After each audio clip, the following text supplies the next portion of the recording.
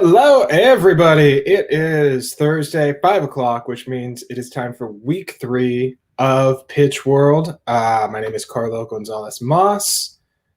If you've been joining us for the last few weeks, we've been going piece by piece through the entire world of pitching and walking you through all the essential elements that you need to build a pitch. If you are watching and you're in the comments, let me know if the sound and visuals are all right, and if you can hear me. Other than that, we're going to give a couple of minutes, just make sure that everybody can hop in here, give the latecomers a little bit of extra time. As per usual, I have a mug nearby, as we've talked about at length. Always make sure, whether you're pitching on Zoom or in person, that you have some kind of a beverage, in case you need to think. Awesome. Thank you so much. Glad to hear that we're looking and sounding good, or at the very least that we have good picture. I can't do much about this face and this beard and my giant friggin' head. But other than that, it looks like we're off and running. So today we're going to be diving into 2 elements of the pitch, absolutely vital. Number 1 is the series overview. Last week we went over your pre-pitch and your intros. I got a lot of really good feedback from you all, so thank you very much for that. We're going to be going over series overview today, along with characters. Characters is going to be one of, if not the biggest sections of your pitch. So we may not get to all of it today. I've built into the curriculum for this class a structure so that we can bridge characters both today and next Thursday as well. So we might get through all of it, and then we'll roll right into the rules of the world and episodes. But I have a feeling that characters is going to take longer than I've given it time for today. So we'll do a little characters today. We'll do a little characters next week. Maybe we'll mix in some questions from all y'all, and we'll be rolling from there. So what I want to do before we get into everything, if you were here last week or caught up on demand, go ahead, and if you had any questions, leave them for me. I always want to make sure that you all know, whether you're watching this on Facebook, YouTube, or elsewhere, feel free to leave a comment. I am keeping an eye on it, and if you either leave a comment or a question, we can address it directly here today. For those of you who are joining us for the first time, as I said, my name is Carlo Gonzales-Moss. It's right there in the corner. This is all mirrored and everything. But I am a writer, a producer, TV executive, and I run a company called MARANTY Media that specializes in the art of the pitch. For years, I ran an animation studio, then went to work for the Russo brothers, developing animated comedies for them. And so pitching, for whatever reason, through a lot of failing and learning how to do it, is kind of my thing. And so I am here to share my knowledge with all of you, so that we can go out and sell just a buttload of TV shows and all make a bunch of money, and more importantly, get to do the art that we were put on this earth to create. So with that in mind, we're going to jump into our next section of our pitch. We're on week 3. It is the series overview. I got all my banners up and ready. So let's dig in here. The series overview. Oh my goodness, there it is. The magic of technology. So we came from the intro. We've done all of our prep work. We're here. We're ready. If you remember, our intro was our personal connection and our way into the story. So now we've connected that personal story. Last week, we talked about connective tissue. It's a thing that's going to come back again when we transition into characters. But we took our connective tissue and we transitioned our personal way into the story into the actual show that we're selling. So we are now at the show that we're about to pitch. And we, last week we talked about the example of a show that I pitched called Bumblebrush. Little refresher. My writing partner and I, this is our way in. This is our personal way in. This is our intro. My writing partner and I were babysitting our nieces and nephews. We were watching a bunch of kids shows, and in that process, it led us to say, "Hey, we run an animation studio. Why don't we just write a kids show?" And then we tried to write a kids show, realized that we are not nearly wholesome enough to be able to write an actual kids show. So we created Bumblebrush, the first kids show that was exclusively for adults. And that moment right there is what leads us into the series overview, how we get from our personal story into the show that we're pitching. So if your pitch is a meal, then this is the appetizer. It needs to be substantive, but not overwhelming, right? If you order like 4 apps and then you have an entree coming, you're going to be blown out. Or if you order an app that's too spicy, it's going to blow your entire palate out. So you want that appetizer that's going to set the table for the meal. It's going to be really delicious. It's going to have something substantial there, but it's not going to fill you up, and it's not going to, kick out the entire entree. So it's setting the table for the rest of the meal, creating a roadmap. You take your pick what metaphor you like the best. Ultimately, our goal for this section is to set up all of the important things that the buyer needs to know in order to understand and get excited about your series. We don't need to tell them everything right now, just enough to whet their palate. And to mix some more metaphors, this is a little bit of book report, right? We're not writing the whole book. We're not explaining the entirety of the book. We got our book report. So let's go over the key components of a good series overview. So first, you want to get out your nuts and bolts. I know it's the most boring part.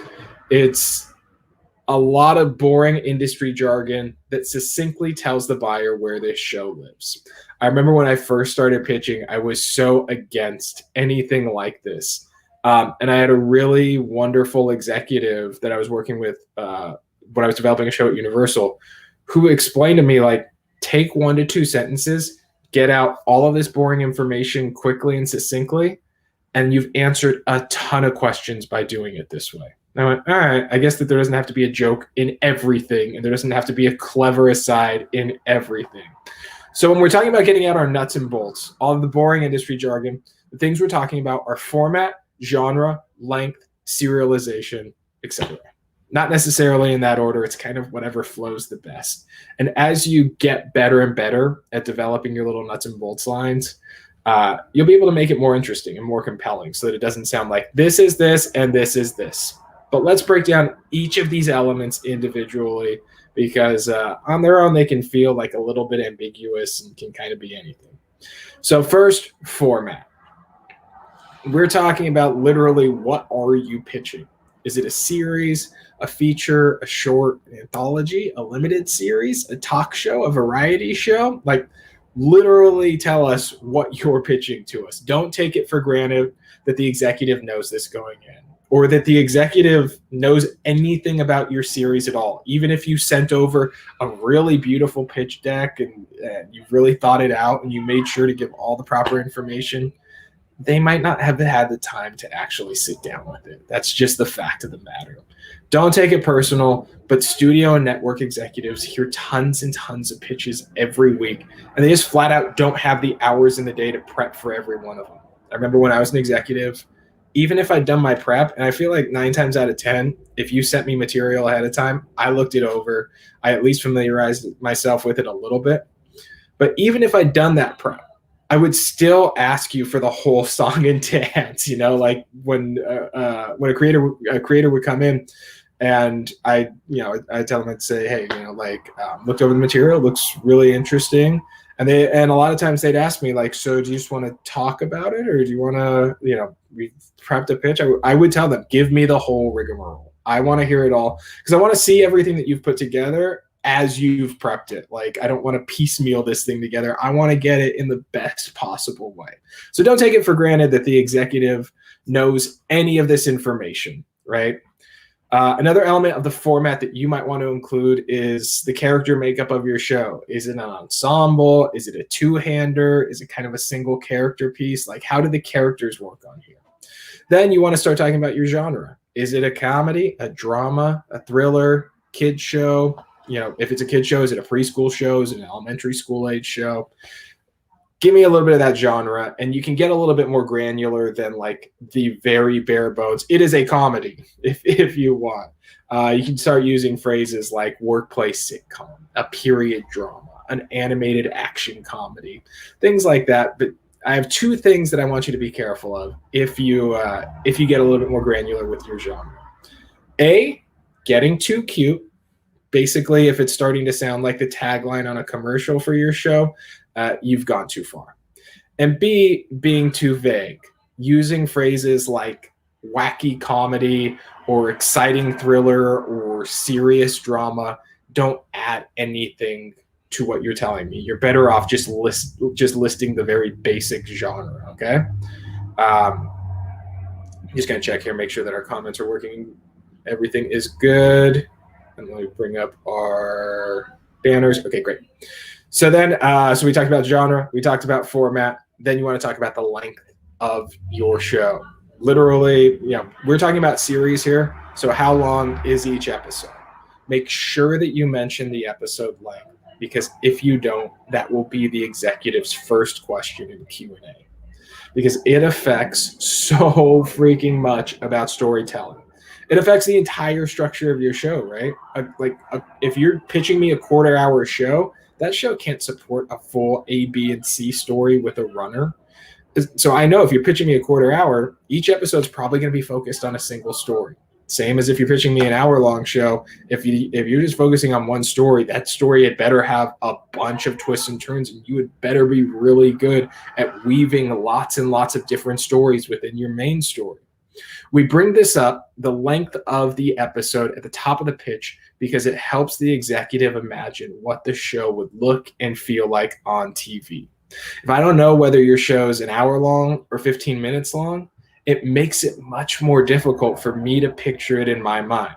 One of the biggest goals of your pitch, and I want you to remember this, is that your goal is to activate the executive's imagination so that by the end, they're coming up with their own ideas for episodes. I think in our first class, we talked about if your executive is starting to pitch episode ideas back to you, that's when you know you've got them and when you know that you're going to sell that show.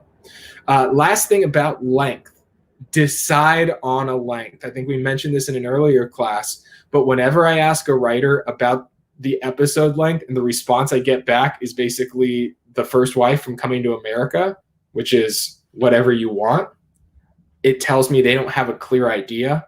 It's a huge red flag to me as an executive, because it represents the fact that you have not done the difficult work that comes with developing a series, that comes with saying the best way that this story needs to be told is in 30-minute increments. If I want a quarter hour, if I want an hour as an executive, I'll ask you, what does an hour-long version of this show look like? But you need to come in having made those decisions and knowing what's best for your show, because that is the creator that I need to work with. That is the level of professionalism that you need to be bringing to the table. And then lastly is serialization. These days with the way that the streaming landscape is, I find that executives always want to know how serialized your show is. Just give them an idea of it. It doesn't even need to be serialized at all, but give us a sense of whether it's more serialized or more episodic. And that's the word you're looking for if your show is not serialized at all, is episodic. Feel free to use phrases like, it's episodic with a loosely serialized season arc. You can give us a sense of you'll be rewarded for repeat viewing, and the most dedicated viewers will be rewarded, but ultimately it's an episodic monster of the week kind of story that we're going after. And then there's a bunch of other descriptors that you can throw into this kind of nuts and bolts 1 to 2 sentences that get across what your show really is. For example, if you were pitching Modern Family, you want to make sure to mention that it's a mockumentary format. Just put yourself in the shoes of the executive that you're pitching to, and what are the absolute bare bones things that they need to know going in so that they really properly understand your show. And because we're all writers and we're creators, we will think that is more information than they actually need. So once you do that, once you go in and say, all right, what's the bare bones that they absolutely need in order to understand this show, then take a second pass at it and cut something and edit yourself, because we as writers do indeed love the sound of our own voice. I, more than most of you, considering that I'm going to be talking for the next 45 minutes straight. So, now we've got all of our nuts and bolts information. You got your format, genre, length, serialization, all the other little descriptors. You want to take all that information, tie it up into 1 to 2 quick sentences. I know that's a lot of information and it sounds like a crazy Herculean task, but it's going to get all that information out and across, and you're done with it. You're getting all the boring stuff out up top. Boom, boom, boom. And here's the show. Now, when you tie up all that information, 1 to 2 quick sentences, I will also give you bonus points if you can then combine that sentence with or tie it directly into the next piece, which is your log line. So if you're taking your log line and you're combining it with your nuts and bolts, great. If it's a little bit, herky-jerky, that's fine too. But your log line is your one sentence that tells me what your show's about. And this is an area we could literally spend weeks working on log lines. There are a bunch of different theories on what makes up a good one. So I'm going to keep this section fairly brief. I'm going to show you an example from one of the shows that I've pitched. But one piece of advice I'd give you, if you were totally unfamiliar with log lines and you want to get better at them, I would recommend, and this is a pretty basic response, but go read Save the Cat. It's screenwriting 101, but I'm actually a really big fan of the advice that they have for log lines. They have some great exercises in there, and just write a whole bunch of log lines. Just get good at making them. It's the quickest way to get you up to speed if you feel like log lines are an area where you need to work on. The other thing about log lines is they should be visually presented as you're speaking. It just reinforces the idea of your show and is a free chance to get across some more visual information about your show. So with that in mind, I'm going to see if I can get a screen share going here of one of my projects that I helped produce to give you a sense of what the log line should look like. So give me one sec here as I try to figure out technology. We're going to share our screen. And we are looking for the window. This is from a show called Shark Tour. We looked at it last week as well. This is a really great show that I loved. I'm going to go into full screen for it here. So for those of you who weren't here last week, Shark Tour is a show that I'm helping to produce.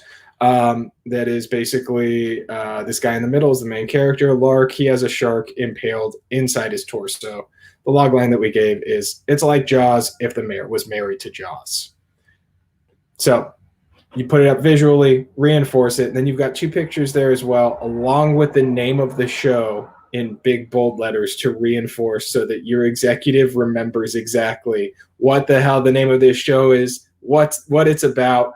And with this one in particular, we made sure to put multiple images of the 3 main characters to reinforce subconsciously in that executive's head, hey, here are the people you should care about. We're going to tell you all about them in a minute. So it's all about that shorthand, all about that reinforcement visually and audibly. So after you deliver your log line, you are then going to go into a brief, keyword brief, overview of the story. In my notes here, I have written down summary, summary, summary. Give us a book report version of the story you're about to tell. Who are the important people, places, and stories? So when we were pitching Shark Tour, we had a slide that I think really illustrates this series overview really well. So we just have the main players right here with their names in bold so that you understand exactly who is important here, who we're focusing on, and then we go piece by piece, giving you an overview of the entire story, the book report version. So you got that one series overview slide that essentially lays out a roadmap of where we're going to be going, the ideas we're going to be exploring, et cetera, et cetera. Make sure that it's just that our screen share is off. So brief overview of the story. Who are the important people, places, and stories that are going to be told? So let's say that we're pitching The Office, okay? I think most of us are probably really familiar with The Office. If you're not, go watch it. Really good show. Peacock. They're not giving me any money, but you know. If we're pitching The Office, that series overview should absolutely mention Michael, Jim, Pam, Dwight, a paper company, and the threat of being downsized. This is not a place for you to start talking about the relationship between Kevin and Creed, to talk about some backstory about Meredith. You know, focus on the key essentials. And all told, this entire section, the series overview, so that includes the log line, nuts and bolts, and the overview of the story, it should take up between 3 to 5 minutes of your pitch, with 5 being the absolute max. And this is a reminder, your pitch needs to be 18 to 20 minutes. Key being 18, focus on that. 20 being the absolute do not go past this point, because executives will stop paying attention no matter how good and how compelling your information is. The other thing that we want to do in that series overview, and as we start talking about the story and the essentials, is start bringing up the names of the important characters so that we get used to hearing them. Remember on that Shark Tour slide that I just showed you, how it has everybody's name right there, right next to them? That's to reinforce that stuff, because when we get into characters and episodes, we're going to start throwing names around real quick. We're going to start throwing locations around real quick. We need to make sure that that executive knows exactly who we're talking about, because if we just start talking about random people, it's very easy for them to lose track. Remember, you have lived with this story. This has been your baby for months and maybe years as you've been developing this show. This is the first time they're hearing it. And so when you throw a bunch of names at them, you got to figure out ways to make sure those names stick. So when you introduce characters and you start bringing them up, we want to get used to hearing them. And when you introduce them for the first time, this is a very key element of this. Make sure that they're presented with context. This is an error that I see writers making all the time, where they'll start talking about a character and then they'll just bring up a different character without telling us the context in which they exist. They'll just start using names, and that is the easiest way to get an executive confused. So let's go back to our example of The Office, right? So we're pitching The Office. We're starting to bring up the important characters. And what we don't want to say is, Pam is always being annoyed by something Michael does. Just starting to bring up these characters without context, because we don't know who these people are yet. You need to give the context of each person's place in the world. So if we're, going to use Pam to start, we might say Pam, the office receptionist, is constantly being annoyed by her boss, Michael. And she also has a budding romance with Jim, the young salesman who sits across from her. All right. So we've given the context of who these people are. Both, it might be their job, it might be their relationship to a character that we've already introduced, but we're giving that context so that the person who's listening to this actually knows who the hell they are. If we were to continue on with that, we could, we say that Pam has a budding romance with Jim, the young salesman who sits across from her. And then maybe we want to springboard over to Jim and Dwight's relationship, because we haven't introduced Dwight yet. So we'll use Jim there, where we go, Jim, on the other hand, also has, his main adversary is the salesman who he sits next to, who he's constantly pranking, Dwight, who takes himself way too seriously, and we give context. And then the context that we give one character allows us to springboard and let them be the main character that we're then talking about. So always make sure that you have that context for the character when you introduce them. We talked about making sure that you have an outline going in. One really good exercise for when you're prepping, when you're going through your series overview, go through and find the first time that you mention each character and check to see if you've given them context or if you've just started talking about them. Because remember, you are very familiar with these characters. Your listener is not. And by the end of this section, we should have heard the names of all of your major characters at least once, along with the main setting for the show. The other thing that you want to do in this series overview is give examples from episodes. Give examples from actual episodes that you want to make. What are the actual things that happen in this show? A huge mistake a lot of writers make in this area is they keep everything theoretical. You kind of want to keep your cards close to the vest because you don't want to give away too much, because we've got so much cooked up in the episode section. It's going to be really good. But you have to make sure that you are holding attention all the way through to the episode section. And you can't just have your series overview be this theoretical thing of like, well, in this show, we're going to talk about this type, we're going to touch on this issue, and we're going to, it's going to be funny, it's going to be this, it's going to be that. Everything theoretical and hypothetical is not a show. I see a lot of writers talking way too many generalities, and they don't give us a sense of what this show is going to look and feel like. Jump in with 2 feet. Show, don't tell. And one really brief but important note, if you're pitching a comedy, there have to be laughs in this section. There have to be laughs in every section, but I'm going to reiterate that every time we hit this. If you are leaving this section and your audience has not yet laughed, that is a bad sign. As an executive, if I am not laughing at a comedy, then that is a huge red flag to me. So build in hard, structured laughs and jokes, and ideally they should come from the episodes of the show. They should come from the things that happen in the show. It can come from something clever that you said, that's fine, but your ideal is to take stuff from the show that's actually funny, put it in there. We should be able to start to see what's funny about the show. And then once you finish through this series overview, so it's got these different components, it's got your nuts and bolts, got your log line, got your story overview, characters and context, and examples from episodes, you'll start to see we kind of, in that series overview, we kind of have a mini version of the entire pitch, right? So it's a roadmap for what we're going to be going through for the rest of the pitch. And once we finish the series overview, we're going to transition into one of two places. In most cases, it's going to be your characters. But if your show is fairly high concept and the world needs to be explained a little bit, you're going to first lay out the rules of the world. You're going to give us a little bit more idea of how the world works, maybe some things about setting, about the location, really lay out everything that we need to know to understand this thing that you've created. And so rules of the world is going to be a section that we're going to be covering in a later class. So for now, we're going to roll into characters, which is going to be the place that you will most often roll into from your series overview. Now, when you roll into characters, you want to find connective tissue, just like we did from our intro into our series overview.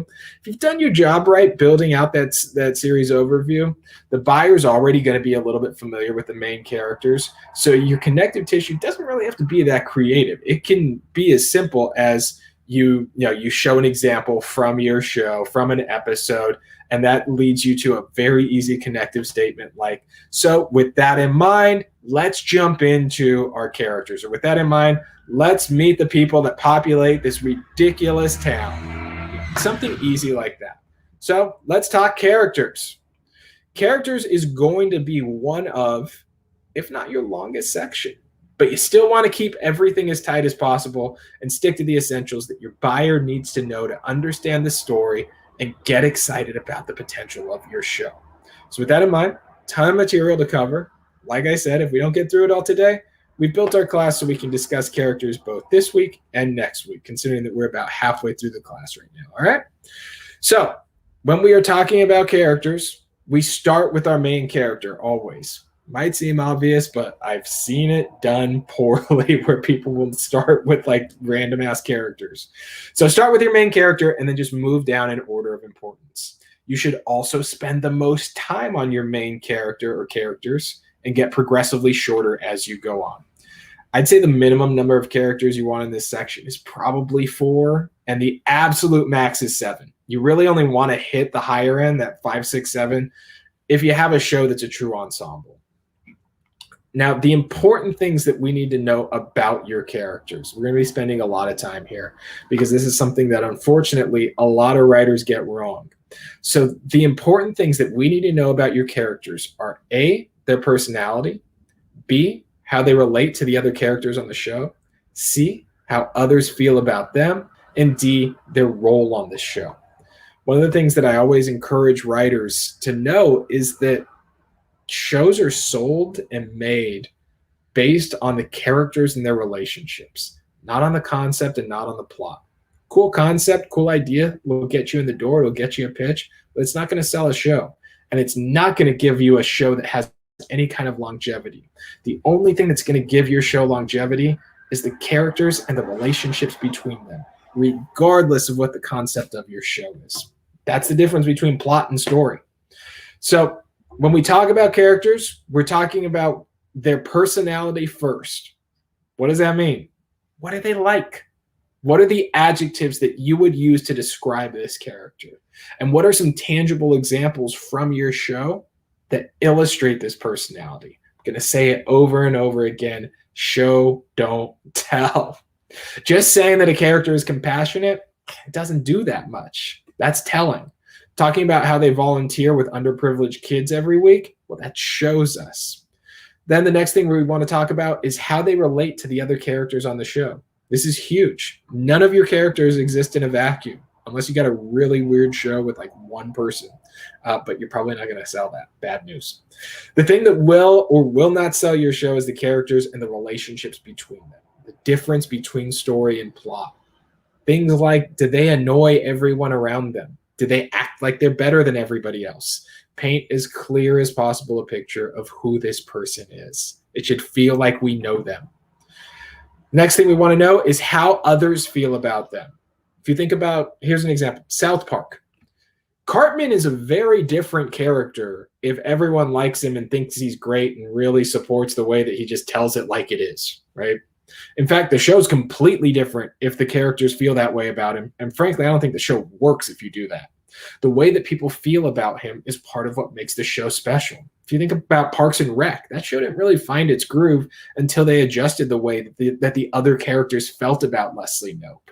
In the first season of Parks and Rec, the characters basically view Leslie Knope the same way that the characters view Michael on The Office. But when that shifted in season 2, the show really found its voice and it became the Parks and Rec that we know and love. So we need to know how others feel about your character, because this element really lays out how ultimately the world views your character. And then the fourth important thing that we need to know about the character is, what is their role on the show? And this is, this we want to find elegant ways of indicating this, because it's a pretty nuts and bolts kind of thing. But are they capable of supporting an A story, or are they more of a role player?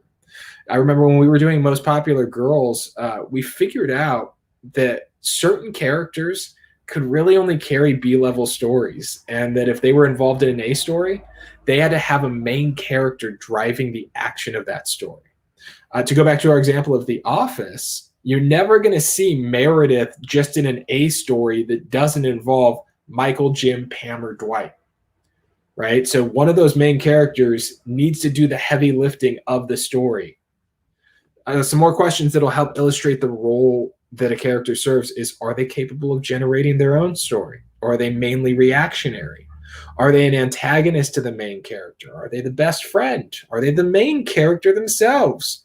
Are they the audience's surrogate? Are they the moral compass? All of these questions help define the role of this character, and you can really help indicate what their role is through the examples that you're using from the show, through the stories, through the episodes that are being laid out. So, with everything, show, don't tell. So moving on, another thing that I want to talk about in this character section is the importance / lack of importance of backstory. Keep backstory to a minimum. Focus on what the character is going to do on the show, not what they did before the show started. Backstory is really important for a lot of things, not for a pitch. It's important for you to understand where a character came from if you're creating that character. Do your homework, but keep it out of the pitch. One of the easiest traps that I see writers fall into is they make the entire character description about backstory, but we're never going to see any of this on the screen. This is one of my golden rules. Pitch the show that they're buying. Pitch the thing that's going to be on the screen. As an executive, if I give you money to make a show, show me what I'm going to be paying for. If it's not going to be on the screen, you don't need too much of it in your pitch. We just need enough to understand the context. Like, for example, if you're pitching me Schitt's Creek, I don't need a whole lot of detail about the Roses' lives when they were rich. I have a pretty good idea. I can imagine that. I want to know what's going to happen now that they're not rich. That's the interesting thing. That's the thing that is going to be on my TV screen. Backstory is there to just set up and contextualize your character. It is not the entirety of your character. I think that goes for life too. You're not just what's happened to you. One thing that I really like to do in my pitches, we're going to move on to a different section here. I love using comps for characters. And this is something that I love. I know some people don't like it, but I'm going to lay it out. And if it works for you, great. If it doesn't work for you, that's cool too. But when I talk about comps, I'm talking about that kind of Hollywood stereotype of, oh, he's this guy meets this guy with a little dash of this guy thrown in. I'm going to bring up a couple of examples for you to see both what I'm talking about as well as how I illustrate it in my pitch using my visual presentation. So we're going to bring our Shark Tour example back up first. So a second here. Technology, always fun. So here's Shark Tour again. And as we go into it, we're going to go on down to our character section. Here's our main character, Lark. And I'm going to go ahead and go into the full presentation mode with it. So these are a couple personal stories. So we have a series overview, then we're giving some context here, and then we get to characters. And so here's Lark, and here's how I present my comps. So what we say is Lark is Ted from Bill and Ted's Excellent Adventure meets Danny Tanner from Full House with the rugged hotness of a lesser Hemsworth. I also did not write that. That was the writer on the show who put those words together. I can't take credit for it, but I love it. And so then that drops off. And as we talk about Lark, his image comes up. The main reason why we use comps is shorthand. We want to give our buyer the clearest picture possible in the limited amount of time that we have.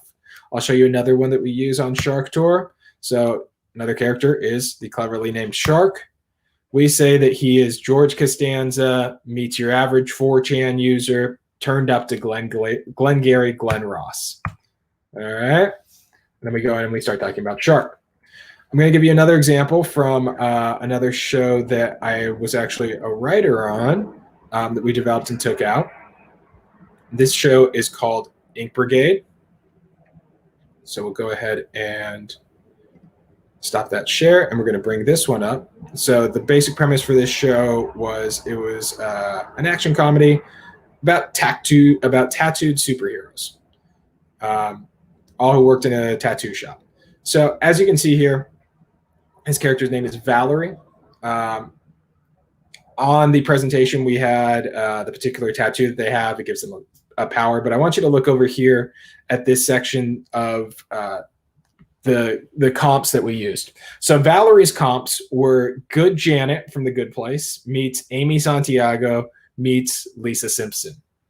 Gives you an idea of who that person is, right? I'll give you a couple of these other characters. This was Trixie.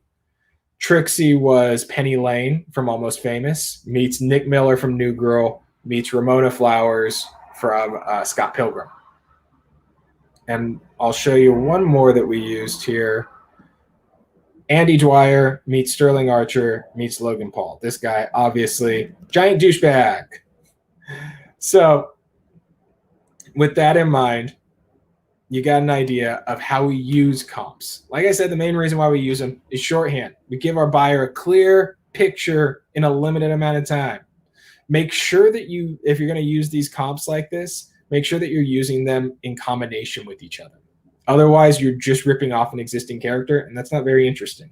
Like if you're presenting your characters and you're like, this guy's basically George Costanza from Seinfeld. This is Job from Arrested Development. That's not interesting. A great primer on how to create comps is actually, here's my book recommendation for the week, okay? It's Writing Movies for Fun and Profit by Tom Lennon and Ben Garant. It has a ton of great advice about working in this business. And one of the things that they lay out really well is how to create really useful comps. They talk about the shorthand, and they use it in the context of actually putting in your script. But I think that the rules still apply really strongly for putting it in your pitches.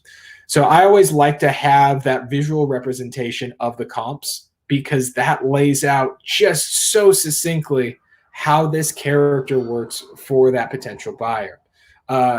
Couple notes about comps. Make sure that they are contemporary and well-known. It doesn't help to reference an obscure character that only you know. They can come from TV, movies, real life, anywhere that we all can recognize. If you struggle building comps, here's my recommendation. Watch more stuff. One thing about TV executives, like part of the job is knowing what's on, knowing what's popular, knowing the state of the industry. So executives, for the most part, are really well versed in current television and movies and everything going on in entertainment. So they have a pretty large catalog to draw from when you're trying to reference your characters. So that is the extent of comps. Moving on to our next section in character, using personal relationships. Please feel free as you're describing these characters to use your personal relationship to the character. It maybe a character was directly inspired by someone you know. If that's the case, tell us. This character is based on my mom. She does this, this, and this, just like this person. If the character is an avatar for yourself, that's great too. Tell us that. I'm writing a show right now where one character is me at 20, basically, and me digging into, hey, this is the person that I would have been, or possibly this is the person that I wish I could have been, or this is the person that I was in my worst nightmares. You know, if the character is some version of you, tell us, and then tell us about that version of you and why you wanted to put it on the screen. A personal connection helps to root the character in real life and reinforce that this is a living, breathing person. And this is also just a helpful little tip to all of us as writers in general. If you're having trouble just conjuring characters out of thin air, that's okay. That's normal. It is difficult to sit there and be like, what would be an interesting character to see on screen? Think about the people that you've dealt with in real life and build someone from there. The show that I'm working on creating right now, it's set in college. It's set at a beachside college town. And one of the things that I did as I was developing the show was I sat down and went, who are all of the interesting people that I have met from high school to now? What would they be like in college? You know, it's not cheating. I think sometimes we feel like we're not that brilliant if we just start pulling stuff from real life. But when you start combining that and start mixing it up and putting it in a blender, that's your special sauce. That's something that only you can do. And that's a fantastic way to create characters, because once you create them, they then take on a life of their own. I saw it happen time and again as I was doing Most Popular Girls. Like, I would find a grain of a character in somebody that I might have interacted with, and then I would use that, and that would grow into an entire character that was its own person, because I figured out, oh, this is how that character would respond in this particular situation. So use your real life experience, and when you're laying out your characters in a pitch, let us know that you use that real life experience, because that helps validate that character. Right? Like if you have this crazy character and it just seems like crazy for the sake of crazy, it helps me understand that character a lot more if you tell me, like, this was my dad to a T.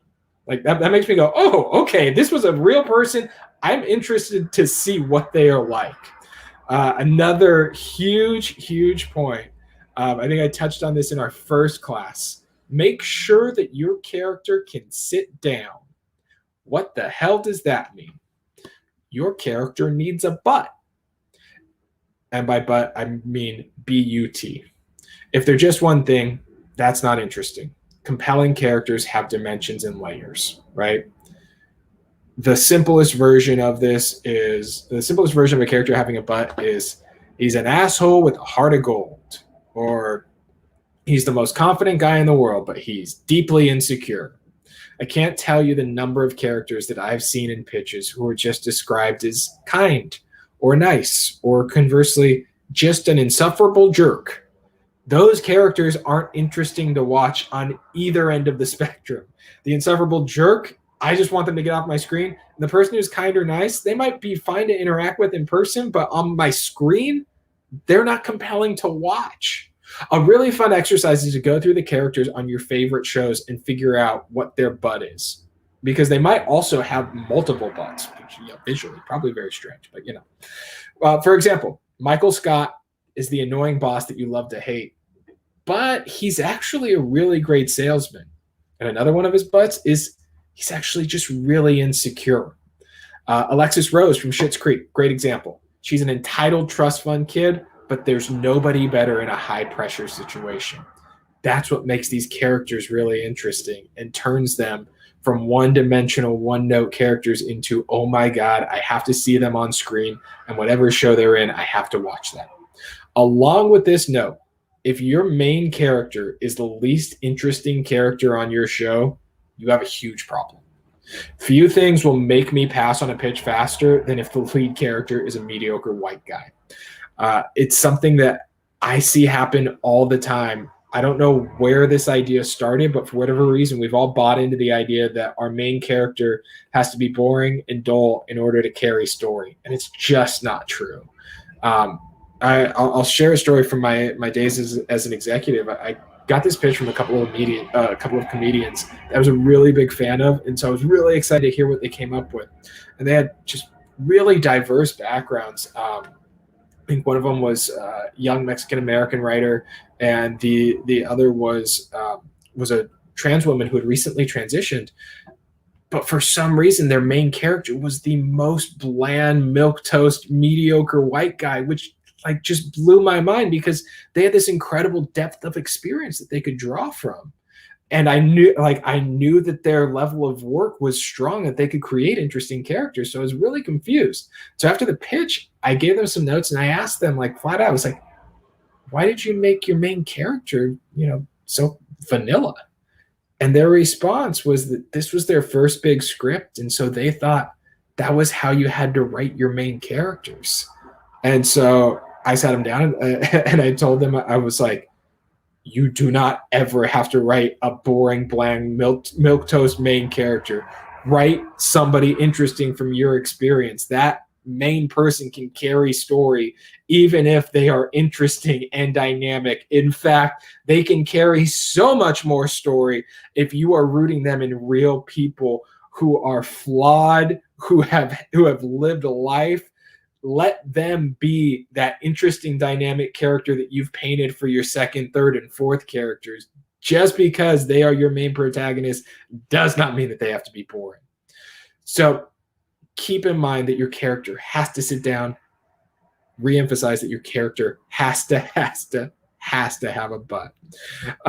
Moving on, reinforcing character names. This is a huge technical thing that I want you to remember, because your executive, as we've said before, this is their first time with these characters. You've been living with these people. They feel like family to you, but these executives are experiencing them for the first time, and they have to go and pitch their boss. Remember that. We talked about that last week.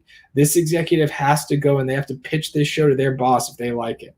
So give them that ammunition, equip them, make sure that they know those characters backwards, forwards, all the way around. So reinforce their names audibly and visually over and over again. Do not assume that your executive will remember them. Put it on screen, say it in context over and over again. I'll show you again how I do it with visual presentations. Ink Brigade over here. And in your presentation, you can get real creative with it, right? We've got it displayed here in this kind of tattooed font. You can see the kind of the visual style that I went with for this particular project. It's all rooted in tattoos, but it's right there in big, bold letters. Just to give you an idea of some of the other characters, right? Trixie, boom, right there, big letters. You're connecting names to faces. We're working on the subconscious here. Here's another character. This is Oz. All these different characters, we are reinforcing those names over and over again so that that executive gets that shorthand and so that they remember it, because we're also about to jump into episodes. And when we start talking about episodes, we're going to start throwing those names around really quickly. We're going to start talking about them interacting with other characters, and they're not going to have those little bits of context. They're being reinforced for them. So we've got to make sure that we get it across at this point so that the executive is real clear on that. It's a very technical note, but it's very important. And then I have one more comedy note as we're thinking about characters that, comedy is my bread and butter. So if you're writing dramas or sci-fi or thrillers, this will probably still be useful, but this is really key to comedy.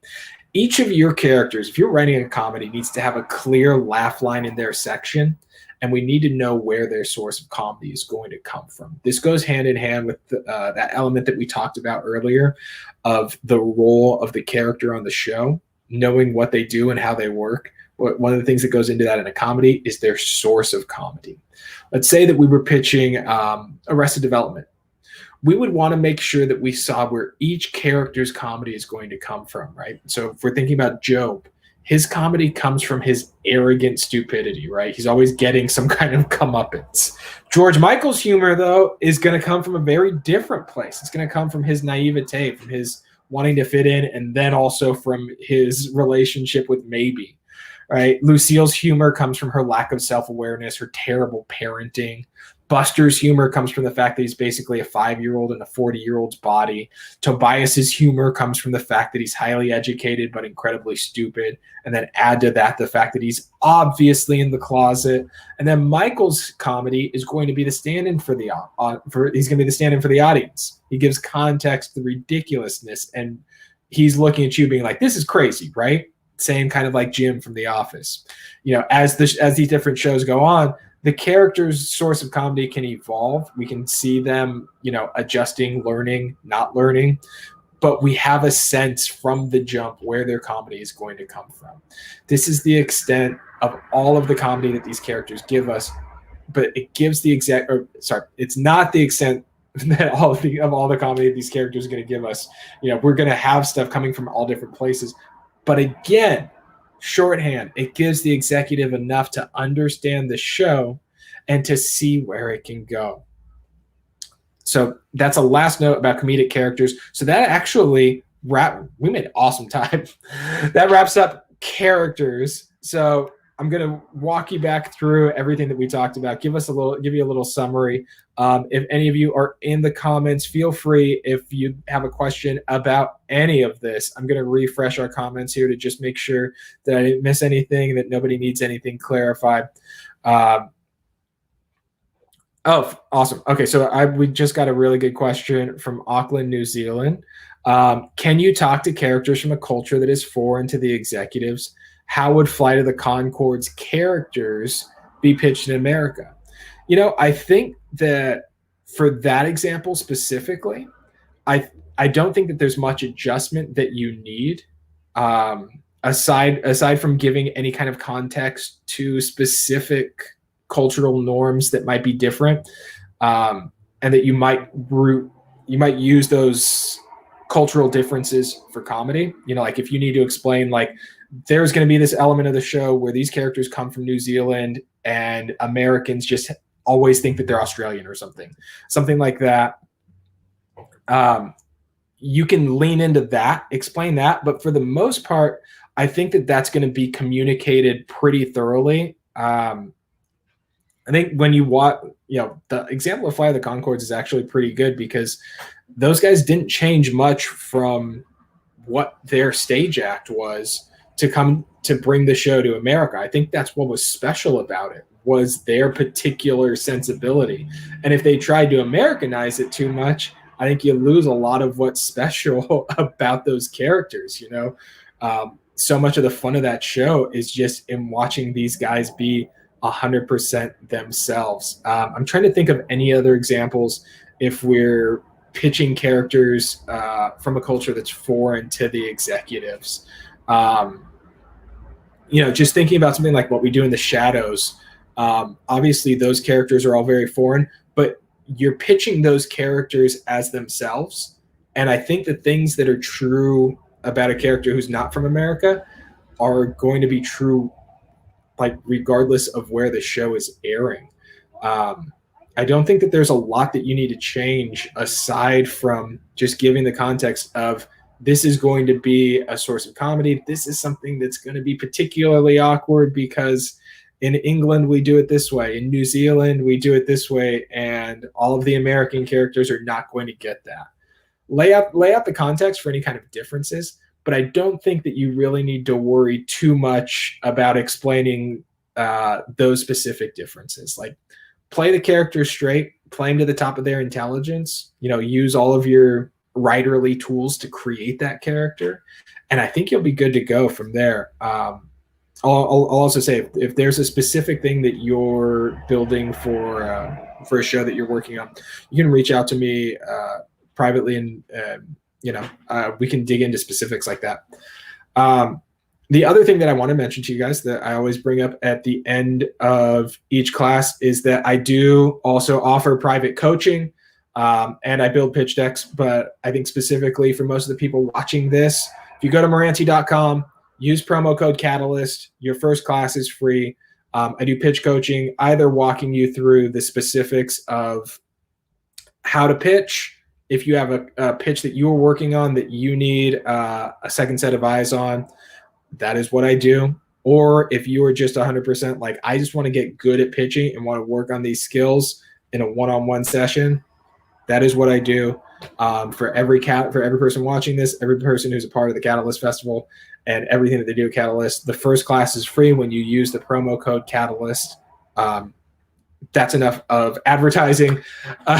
But yeah, so let's go back over what we talked about today. Series overview.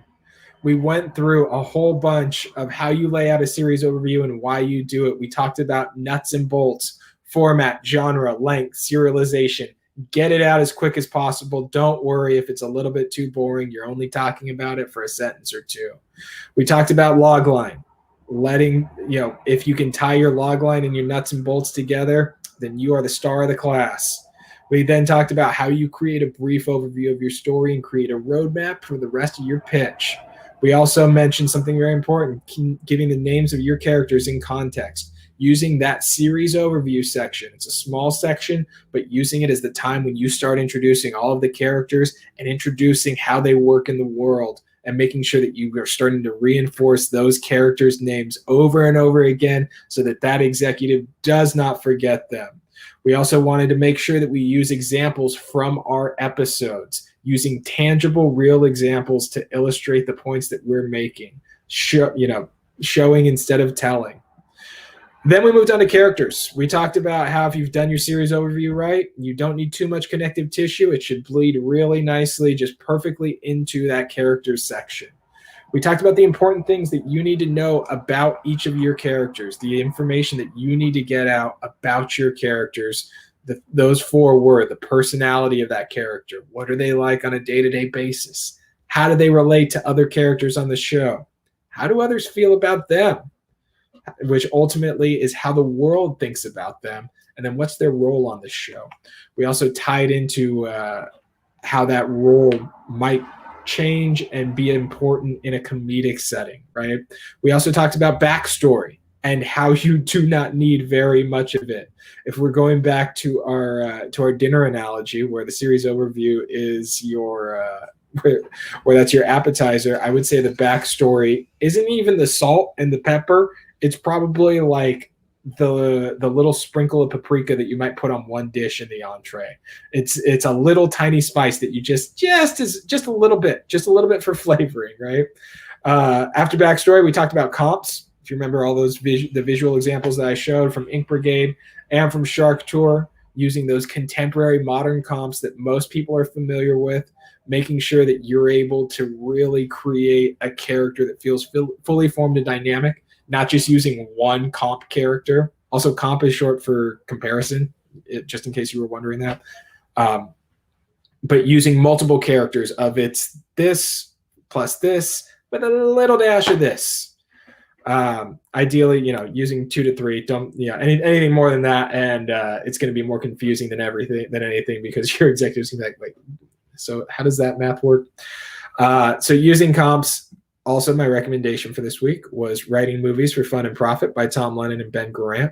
I'm going to try to bring a different book to you guys each week that'll help with your pitching skills. I think some of them will be very direct, like, hey, this is a great movie or this is a great book about the industry. And some of them will be a little bit more out there. We also talked about using personal relationships to the characters. If a character was inspired by someone that tell us. If a character was inspired by you or serves as your personal avatar, let us know. Personal connection helps root the character in real life. And it also helps us when we're pitching our bosses this show of like, oh, this crazy character that's about his mom, right? Then we also talked about the importance of making sure that your character has a butt that they can sit down, right? They are not just a jerk. They're a jerk, but deep down, they're really, really insecure. They're a very kind person, but deep down, they've always wondered why assholes get ahead. Figuring out that interesting dichotomy to create a dynamic character. Then we also talked about a technical note, reinforcing character names, just hitting that point over and over, figuring out how you can reinforce your character names audibly and visually. And then we had our final note about comedic characters, making sure that each one of your characters has a laugh line in their section. that there is a clear and direct joke and that we can see where their comedy comes from, that we can see their source of comedy. We use that example from Arrested Development, just all of these different characters, each having a different source of comedy. And sometimes they would overlap, but they each had a clear and direct way that they were going to make us laugh. So we have hit our 1 hour mark. It is 6 o'clock over here on the West Coast. One more time, if you want private coaching, MARANTY.com, promo code Catalyst. Other than that, I hope you all have an amazing weekend, a wonderful rest of your week, and I will see you back here again next Thursday. Next week, now that we got through characters, we're going to start talking about episodes. All right? If you have questions, feel free to reach out either via Maranty.com or I am on all forms of social media at Carlo Moss. I will talk to you next week, and I'm looking forward to hearing back from y'all. Take care.